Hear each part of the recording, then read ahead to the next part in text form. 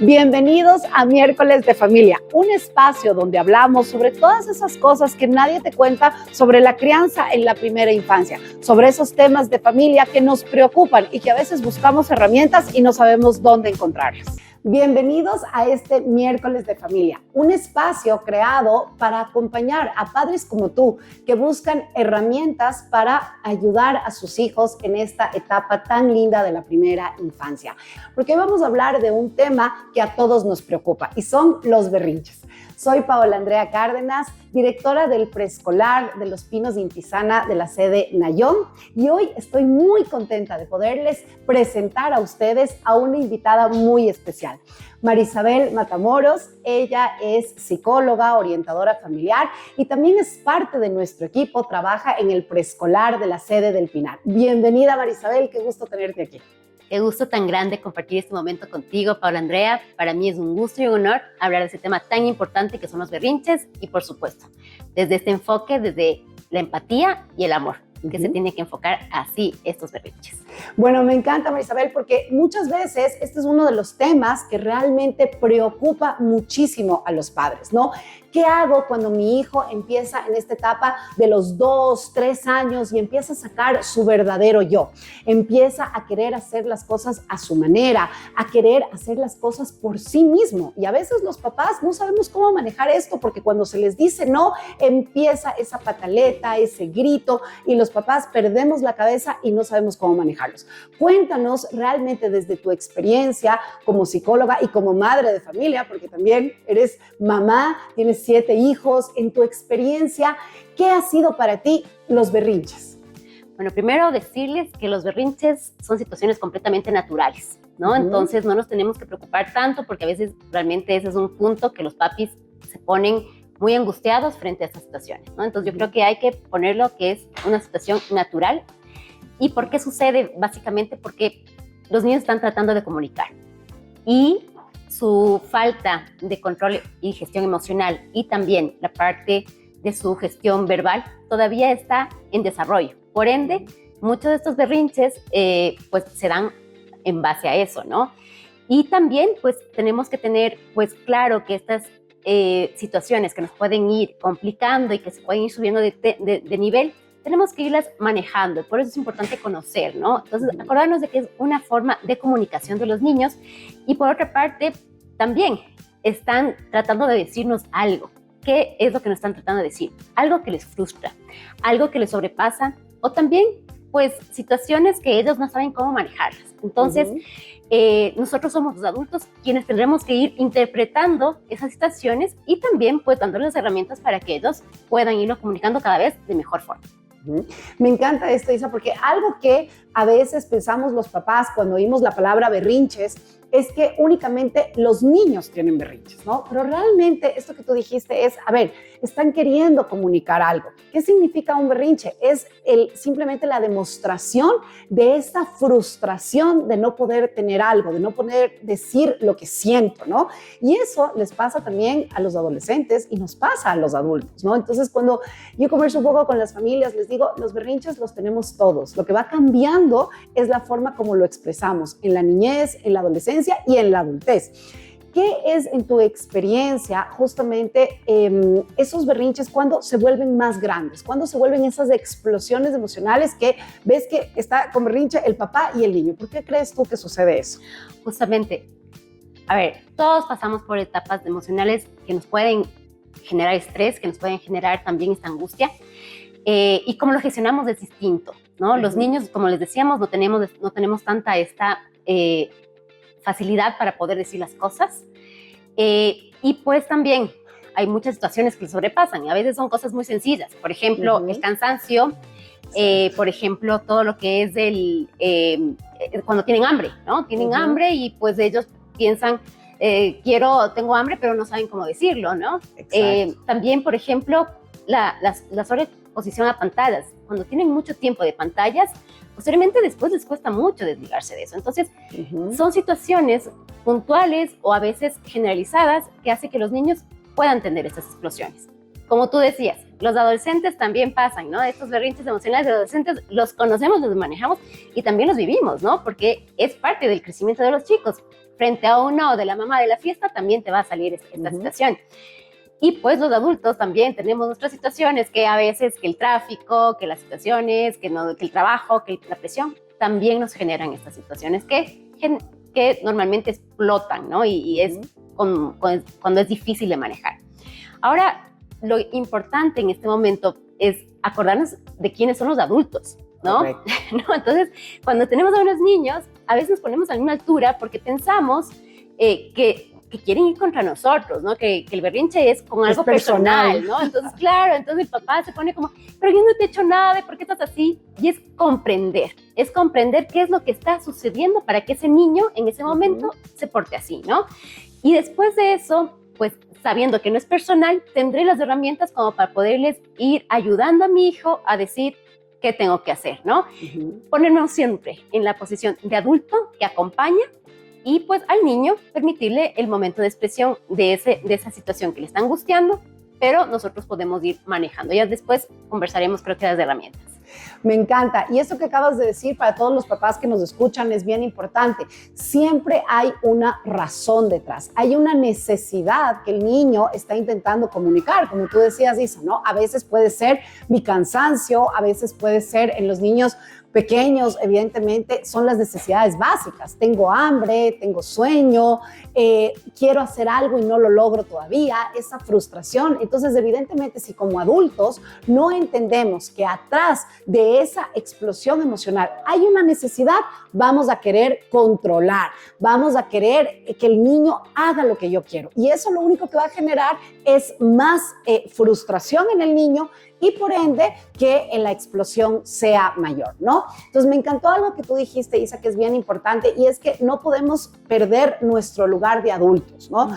Cuando nos ponemos al mismo nivel, cuando lo que estamos queriendo es que el niño pare, entramos como en una lucha de poder y en ese momento se pierde la autoridad. El niño se queda sin saber cómo regularse, porque en esta edad los niños no tienen la capacidad de tener esa gestión emocional, su cerebro es completamente inmaduro y necesitan un referente.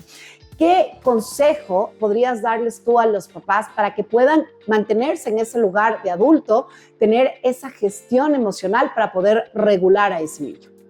Para esto creo que es súper importante el episodio anterior.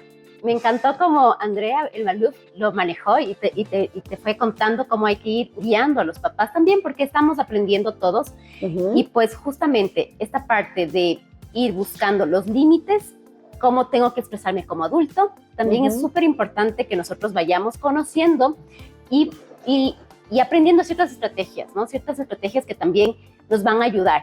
Yo creo que lo más importante cuando estamos en este momento que puede ser bastante complicado, que nos llena a veces de vergüenza porque está en un centro comercial, cuando hay más personas, o porque yo quiero tener tengo una expectativa de lo que el niño tendría que hacer en el momento y yo no logro empatizar con él, entonces definitivamente se me hace como difícil gestionarlo. Entonces creo que es importante como papás que primero pues nos pongamos nuevamente en ese puesto que tenemos de padres, de que podemos guiar, que podemos acompañar y que podemos ayudar a nuestros hijos. Y por otra parte pues también este autoconocimiento, ¿no? Porque también a veces como papás tenemos nuestras formas de crianza, tenemos también nuestras heridas emocionales, tenemos algunas cosas que nos pueden ir arrastrando a nuestras reacciones. Y cómo nosotros actuamos frente a estas situaciones también vienen de esa mochilita que tenemos cargada y que pues en esos momentos se pone a prueba, ¿no? Es cuando se pone a prueba nuestra crianza, ¿no? Y pues ahí es donde tenemos que ir también conociéndonos y también buscando cómo ayudar y conocer más a nuestro hijo. Totalmente. Y esto, papás, creo que es el paso fundamental, que empecemos también a mirarnos a nosotros. Siempre hoy se escucha mucho y es una realidad. Los padres somos un espejo para nuestros hijos. Siempre hemos hablado de que los papás son ese modelo, ¿no? Nosotros estamos modelando los comportamientos todo el tiempo y entonces si yo estoy desregularizado totalmente, pues claramente voy a tener un niño totalmente desregularizado. Ahora, queremos, Isa, un poco que los papás a veces cuando están en estas situaciones nos gana la la vergüenza, ¿no? Estoy en el centro comercial, como tú decías, todo el mundo me ve, el niño está tirado en el piso y yo no sé qué hacer. Muchas veces entro en pánico y lo que necesito es justamente saber en ese momento cómo poder yo gestionar esta situación, ¿no? Entonces hoy podemos hablar con los papás de como unos pasos para ayudarles. Lo primero yo diría es calmarnos nosotros mismos. ¿Qué piensas tú? Ese es el paso más importante y más difícil a veces de conseguir, ¿no? Entonces, definitivamente cuando tienes a un adulto regulado, cuando tienes a un adulto que logra, pues, mantener el tono de voz, de expresión, de calma, que logra acercarse con sutileza al niño, vas a tener una mejor aceptación del niño. Pero normalmente a veces no sucede eso. A veces, como tú decías, queremos controlar la situación, queremos que se acabe rápido el berrinche, y empezamos a tener conductas que más bien hacen que cedamos, ¿no? Exacto. Entonces, cedemos erróneamente, y eso es uno de los mayores errores cuando hay los berrinches, el ceder frente al berrinche, ¿no? Entonces, sí, hay que conocer qué es un berrinche, hay que canalizarlo adecuadamente, pero no hay que ceder frente al berrinche, ¿no? Entonces, sí tendríamos que poner como pasos, yo creo que eso, ¿no? Primero, uno, como adulto, respirar, ¿no? Respirar, ponerte con un tono tranquilo, y después acercarte y bajarte a la altura del niño. Yo creo que esa parte del contacto visual es indispensable, y yo creo que tantas veces que hemos ya conversado de estos temas, los papis lo tienen como súper claro. Yo veo mucho en la experiencia de preescolar, y justamente, o sea, los papis ya saben, se bajan a la altura de los ojos de los niños, empiezan ya en una posición mucho más tranquila, acercarse, estoy aquí, te comprendo, te entiendo, ¿no? Que es una pequeña palabra, pero que les ayuda a los niños en ese momento del caos y de toda esta inundación de justamente de esta berrinche que tienen en el cerebro, cortisol, ¿no? Que está justamente metido ahí, pues a decir, ok, alguien me entiende, me bajo, ya empieza como a bajar justamente esta parte, ¿no? Y pues estás enojado, ¿no? Estás ahorita, validar esa emoción. Hay que validarla, o sea, hay que validarla, pero no con esta ilusión que a veces uno se hace de que con esas palabras mágicas ya se calmó la situación, ¿no? Hay niños que muchas veces les cuesta mucho llegar a la autorregulación, ¿no? Y nosotros como adultos tenemos que ayudarles a llegar a ese momento, pero sin prisas, porque a veces es el error que cometemos. Ya, pero ya te dije, pero ya que fue, o sea, ya le dije, entonces se vuelve más conflictivo y esa lucha de poder nuevamente vuelve a jugar un rol importante. Entonces, bajarte el nivel, decirle al pequeño justamente lo que que está sintiendo él, ponerlo en tus palabras, lo que él puede estar sintiendo. No te gustó que tu hermano te quite el juguete, es verdad. Esa parte te puso muy enojado.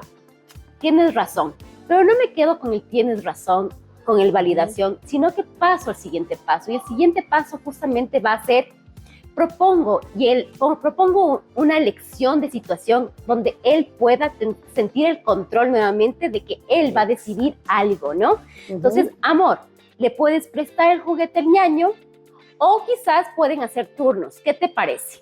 Es como redirigir esa atención. Justo, ¿no? Redirigir a otra situación, y donde él pueda elegir, porque es muy importante que él sienta que no somos nosotros los que estamos todo el tiempo controlando, sino que él es capaz de elegir y de decidir en ese momento también qué hacer frente a esa emoción.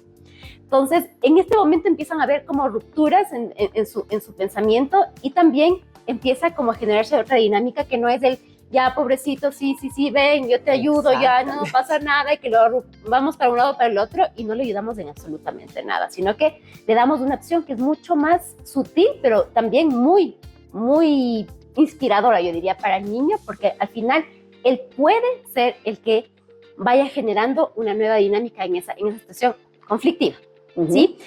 Qué chévere. Pues, sí. Y yo creo que también, pues, es importante también hablar con pocas palabras en ese tiempo, en ese momento. O sea, cuando damos un discurso muy largo, mira a tu hermano, es que cómo va a ser, es que toda una explicación. La generosidad, y tienes que ser tú generoso porque eres un niño muy bueno.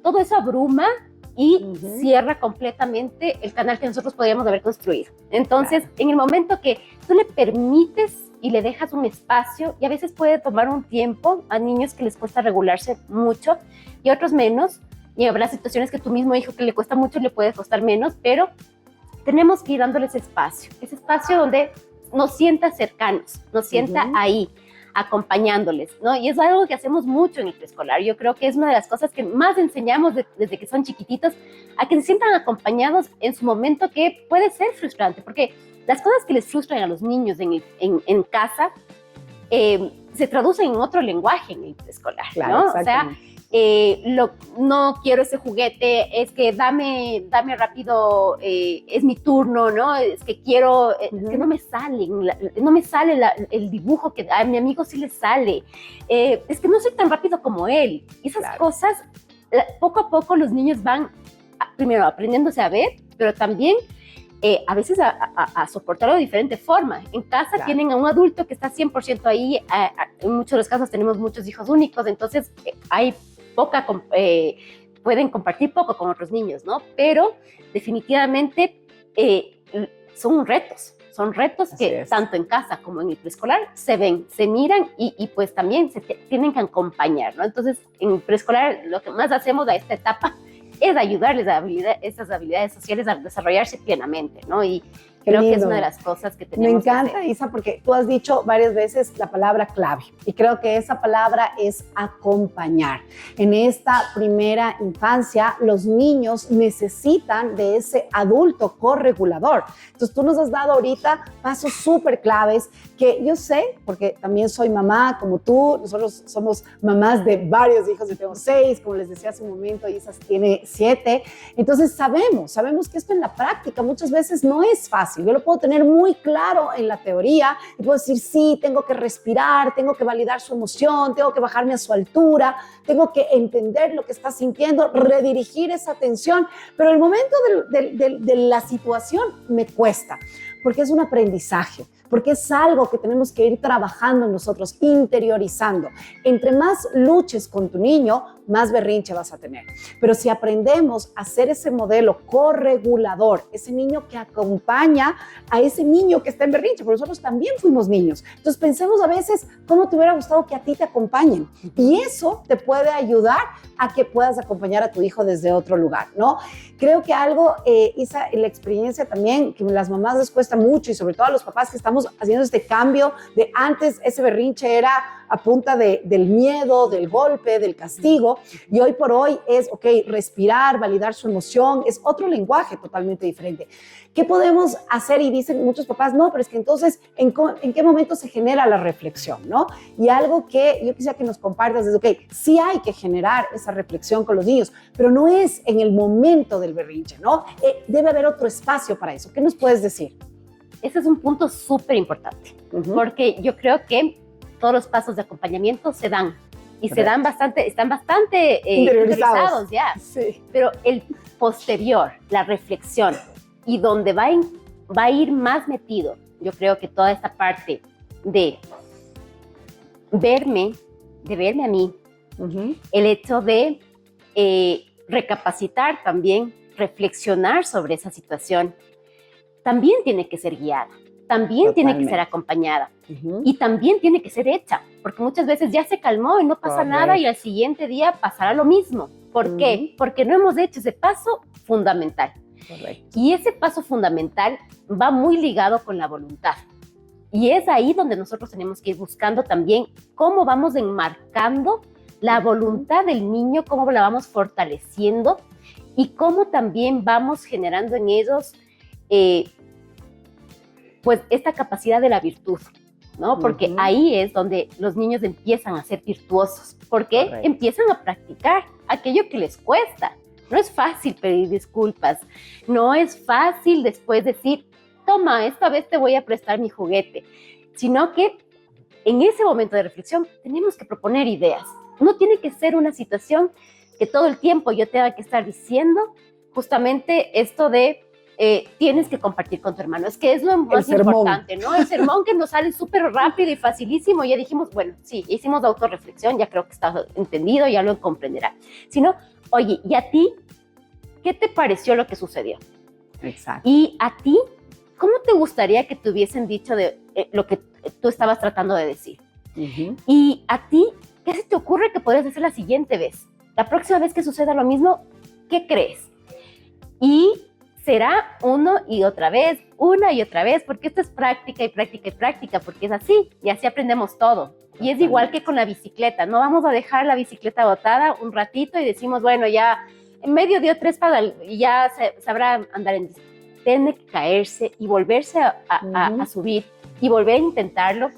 Y es así como tenemos que hacer todo este proceso de reflexión. Acompañarles, sí, y sobre todo les digo que hay que trabajar día a día la voluntad también, porque es algo que vemos muy, que sí quisiera ponerlo en la mesa, porque vemos en este momento cada vez más niños, a veces poco regulados, con generaciones pasadas, ¿no? Que pueden ser 2, 3 años pasados. Exacto. Esta generación sí nos está costando esto, porque nos cuesta mucho y cedemos fácilmente frente al berrinche. Entonces, como papás, no queremos vivir esa experiencia a veces que nos fue muy castigadora, muy fuerte, pero estamos yéndonos al otro extremo, Totalmente. que es ya pues no le digo nada, pues que no sufra, que no tenga esa situación. Entonces, sí habrá que ir viendo un poquito más esto de ir poniendo más voluntad, más virtudes en la mesa y esta reflexión. Me encanta esto, Isa, y quiero dejar antes de cerrar este episodio esto que tú acabas de decir que es clave, ¿no? Muchas veces por miedo a repetir las cosas que vivimos nosotros, ese castigo, ese autoritarismo que evidentemente nos generó mucho miedo y que ahora, yo siempre digo, somos la generación del miedo. Crecimos con miedo y ahora tenemos miedo de educar a nuestros hijos, ¿no? Entonces, eso tiene que cambiar, porque el educar a nuestros hijos es nuestra responsabilidad. Y yo quisiera que ustedes se queden, todos los papás que nos están viendo, con esto que tú acabas de decir, Isa, que yo en el mundo en el que vivimos hoy creo que es, pero prioritario, y es educar a nuestros hijos en la voluntad. Hoy por hoy vivimos en un mundo de inmediatos, donde nada espera, todo es inmediato, el mensaje, la respuesta, el agua inmediata, todo tenemos agua embotellada cuando tengo sed, entonces no se trabaja la voluntad. Antes nosotros formábamos esa voluntad en el día a día, porque las cosas se hacían con esfuerzo, requerían tiempo, había que ir a investigar, había que esforzarse. Hoy por hoy todo es tan inmediato que cada vez tenemos que hacer menos. Entonces es la responsabilidad de los padres formar esa voluntad, y eso nos va a ayudar a que nuestros hijos también aprendan a formar esa voluntad en ellos mismos, de poder esperar, de saber cómo gestionar con el ejemplo adecuado de mis papás. Así que de verdad, bueno, qué lindo poder compartir, Isa, contigo este espacio. Creo que nos has dejado pasos muy claves que a veces para los papás, como tú decías, los tenemos cada vez más interiorizados, pero nos cuesta bajarlos a la práctica, porque como tú dijiste, es un tema de repetir, de intentar y de ir generando un cambio en las nuevas generaciones. Así que de verdad, muchísimas gracias, Isa, por este espacio. Yo quisiera que, para cerrar, ¿cuál sería como ese mensaje clave que les dejaras a los papás que tienen hijos entre los 0 y los 7 años, para poder ayudarles? Un tip que tú digas, esto es lo que a mí como mamá más me ha funcionado. A ver, yo creo que lo más importante para todos los papis es seguramente que cada uno quiere y ama a sus hijos con locura. O sea, esto todo lo tenemos súper claro. Pero el rol que tú juegas en la educación de tus hijos, esto nadie lo va a suplantar. Tus hijos son tus hijos. Yo creo que cada uno tiene que ir conociéndoles, como les decía, y ayudándoles en esas pequeñas cosas que vemos que les pueden costar. No se den por vencidos, siempre tienen acompañamiento. Nosotros desde el preescolar estamos siempre muy, muy cercanos a cada uno de ustedes y sabemos que ustedes lo pueden lograr, siempre dando ese pasito extra que a veces nos puede costar, pero que nos ayuda tanto. Y uno de estos espacios es escuchar esto y transmitirlo a todo el mundo, porque yo creo que eso es para que todos ganemos una sociedad mejor. Chévere, Isa. Bueno, muchísimas gracias por compartir herramientas tan valiosas, por compartir tu experiencia tanto como mamá y como pues trabajando con niños en el preescolar tantos años. Creo que definitivamente la clave que les queremos dejar hoy es que los berrinches no son un problema, son únicamente una emoción que está siendo transmitida por el niño y que tenemos que encontrar esa necesidad que está de fondo. Así que a trabajar en nosotros para poder acompañar a nuestros pequeños como lo necesitan.